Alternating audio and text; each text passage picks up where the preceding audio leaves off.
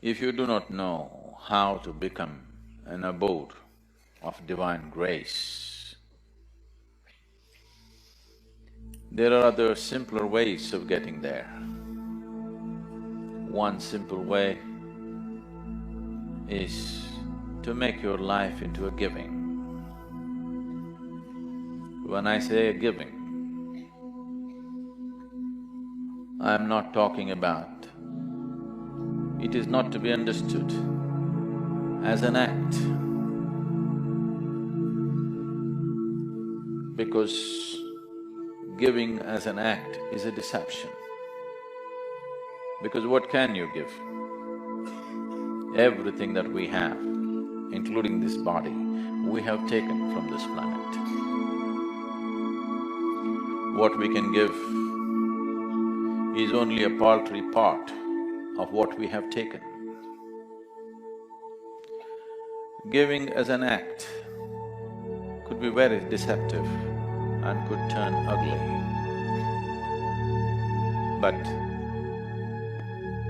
if your giving is your way of being, if your way of being is giving, and your actions are only a manifestation of your way of being, there is no way to avoid that.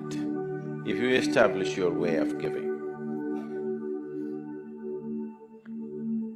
when you open your heart to give, the grace of the divine invariably seeps in.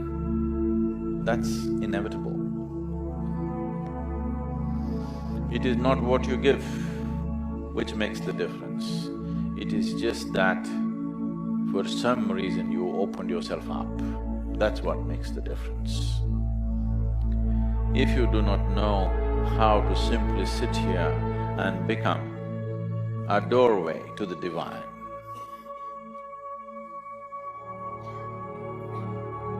giving is a simple way of making yourself porous enough so that the grace of the divine inevitably enters you.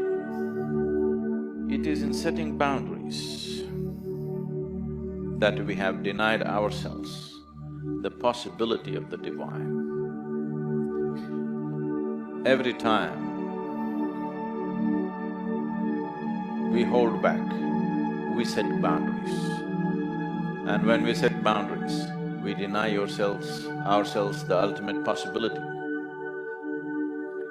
If you become a constant state of giving, when I say a constant state of giving, if your every step and every breath is a process of giving, that is, you have made your life into a contribution, you will naturally arrive at a state of union which will set the necessary foundations for a cosmic possibility. It has been my fortune and privilege that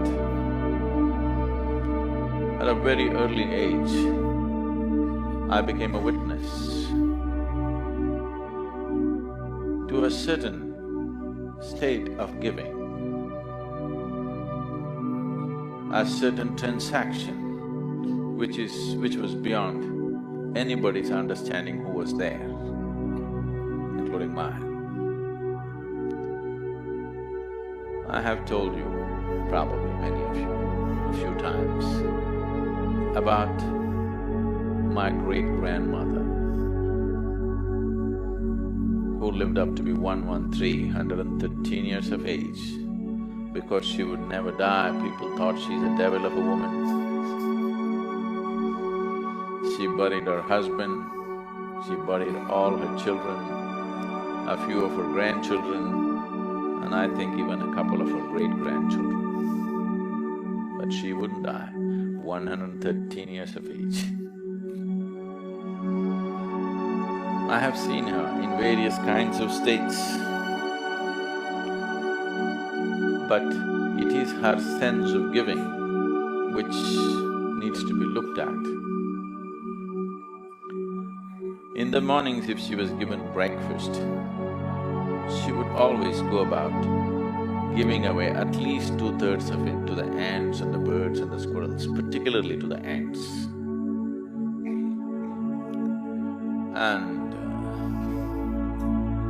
there would be unsolicited advisors around who would say, she's throwing all her food around, this old woman will die without eating. They all died. She didn't. There are many days I've seen her, this little breakfast that was left in her plate, she would just hold in her hand and simply sit there, watching the ants eating. Tears would be streaking down her cheeks.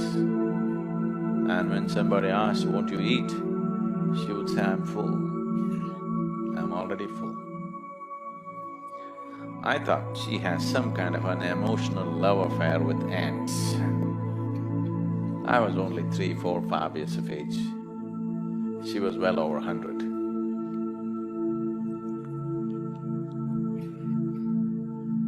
It is many, many years later, I realized there's another way to transact with the world.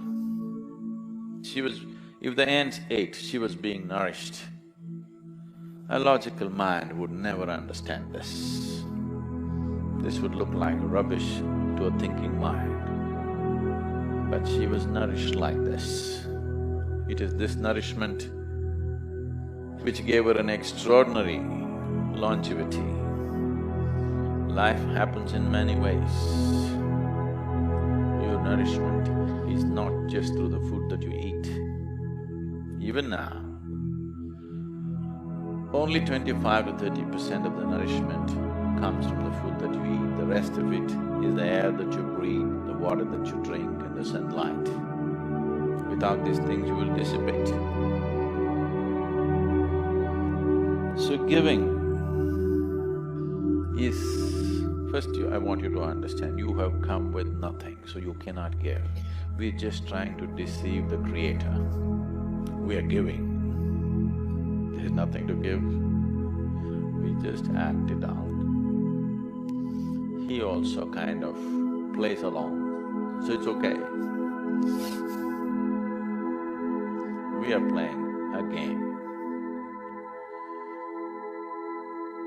We are smart, so we're trying to deceive him.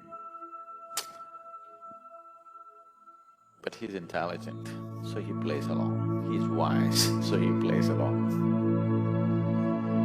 There's nothing here to give. Everything is that we have picked up from here. We take a lot and give little, and that's the only way you can live.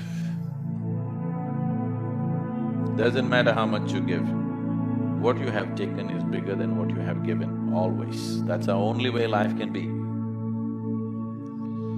So don't make too much out of giving. It's just a trick. This possibility, it's a simpler possibility than if you do not know anything, if you do not know any other mode of opening yourself up to the creation. This is a simple possibility, just making every act, every breath into your process of giving, seeing how you can contribute to everything around you, no matter what you're doing. You will see, in 24 hours' time, you will be so rich. The experience of life, the beauty of life will set a glow on your face just like that, simply because that's how you are. Because that's the only way life functions. Life, the process of life is a giving. It's a transaction.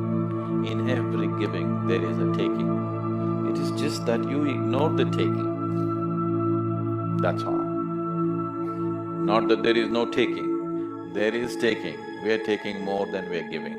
But in your mind, you just ignore the taking. You just keep the giving.